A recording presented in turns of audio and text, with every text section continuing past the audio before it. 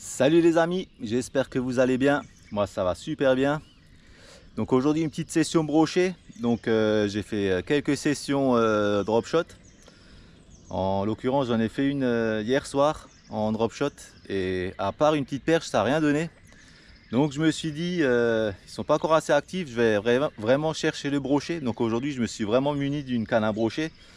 La SG4 de chez Savage Gear avec le SG8 en moulin. Et j'aurai des leurres souples, du leurre dur. Donc en leurre souple, j'aurai du Dexter Shad, j'aurai du Peak Shad également. J'ai également emmené un petit montage texan avec un petit grub, un double grub. En leurre dur, j'ai emmené du Vatalion et les Chachabait encore que j'ai emmené ou qui sortent un peu du lot en ce moment aussi. Donc je vous cache pas, j'ai fait 2 sessions brochet capot, mais alors rien de rien. J'ai refait une session drop shot hier soir, j'ai fait une petite perche, je me suis dit je vais pas vous faire une vidéo. Et aujourd'hui je vais vraiment cibler le brochet et là je suis sur un spot.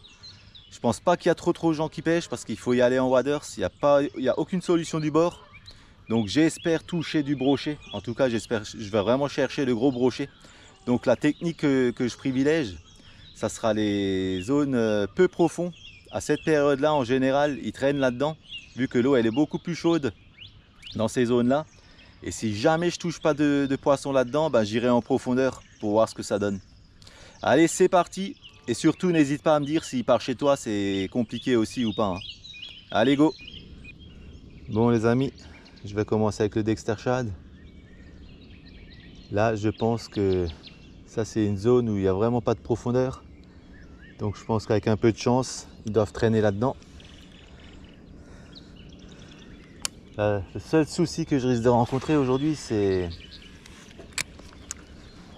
le pollen. Il y a énormément de pollen partout. Et ça, pour le moulin, c'est hyper chiant parce que ça remplit directement le moulin.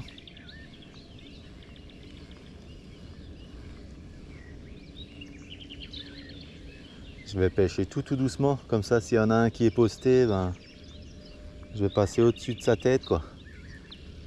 Il aura juste à le remonter et à taper dessus, quoi. En espérant qu'ils sont actifs. Parce que là, ces derniers jours, c'est vraiment hyper compliqué.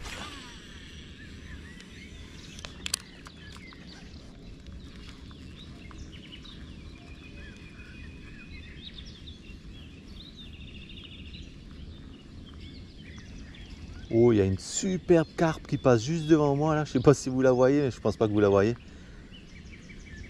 Elle est énorme, enfin énorme. C'est pas 30 kilos, hein, mais elle doit bien faire une moyenne de 20 kilos. Et juste passé devant mes pieds.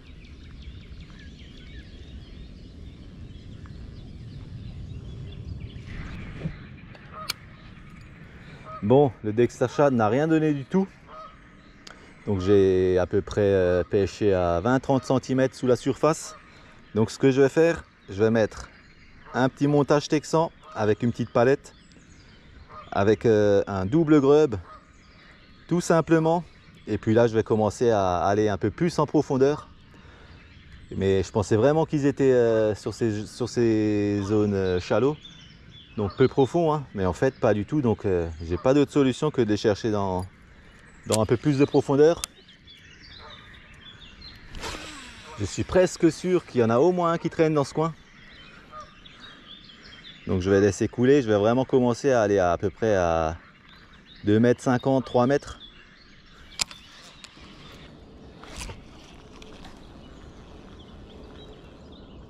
Arline, j'avais 2 fois une grosse touche. Poisson en décro. Ils sont au fond.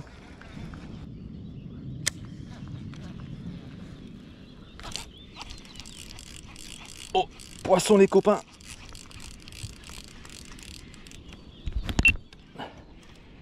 Oh là c'est du lourd les amis. Oh putain. Oh la vache. Ah, celui-là il est énorme je pense. Je pense qu'il est vraiment énorme. Ah. Et il a un poids, mais c'est un truc de fou. Oh la vache. Ah, là il se laisse ramener un peu mieux. Ah ouais, brochet. Je le vois super bien. Et celui-ci, il avait une force. Ah ouais, il est beau. Il n'est pas énorme non plus. Ah si, il est pas mal. Oh si, il est énorme. Il est énorme les copains. Il est énorme. Regardez ça. Oh, oh la vache. Oh la vache. Oh la vache. Oh la vache, je me bats avec lui. Il m'a coupé.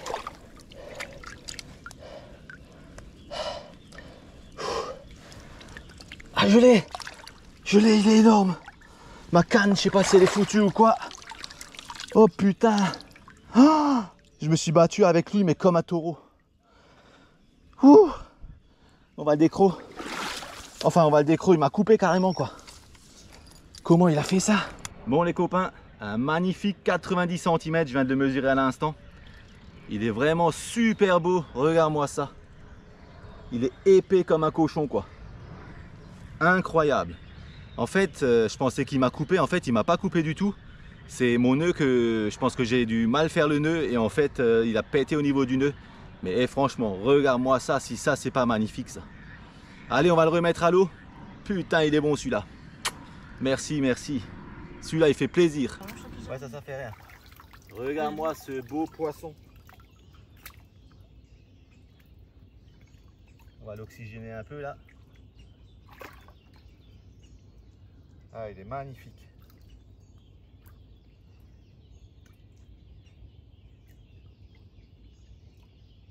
C'est un gros pépère ça.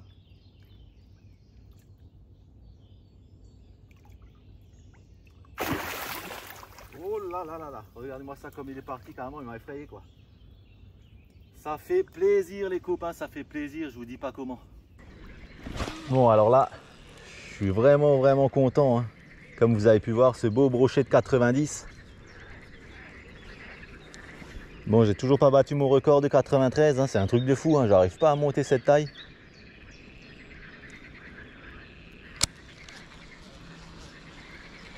Mais bon, après 2 capots sur des sessions brochées là, ça m'a vraiment fait du bien d'ouvrir le score avec ce beau poisson.